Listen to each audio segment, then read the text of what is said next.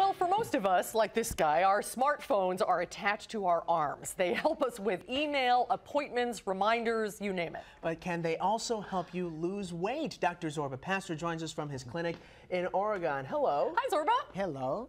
So what do you think? I mean, what kind of food tracking apps are out there? I mean, there's so much technology.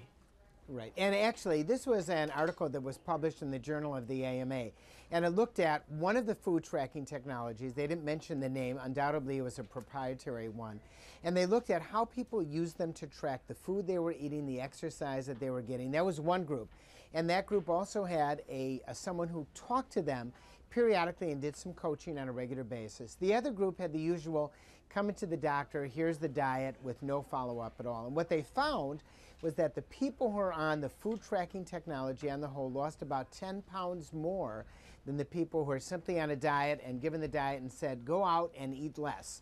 They did not seem to lose nearly as much weight. Well, I've heard that as well. And is that just because you're accountable? If you write it down, if you write down everything that you put in your mouth, then you're held accountable for it?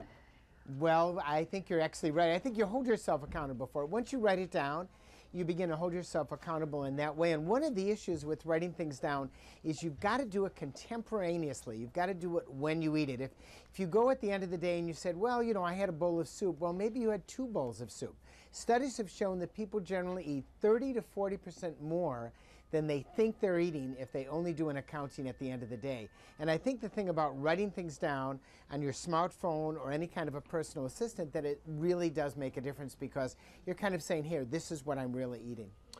Dr. Pastor, what about the apps that are counting other things like glucose levels? I mean, do you recommend the apps that encourage exercise? Do these apps work?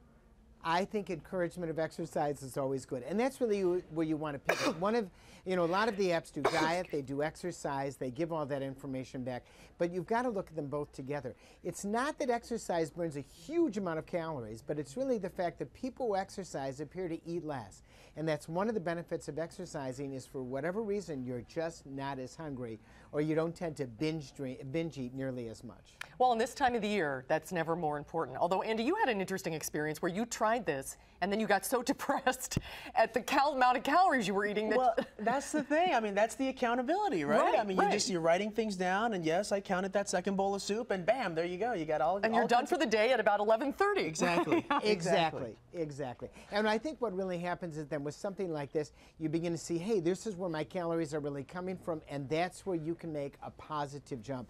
If you look at everything that you're eating, then it turns out you'll find out where your calories are coming from, and that's where you want to focus on to get rid of that extra weight. Great advice. Great, as always. Thanks, Zorba. A pleasure.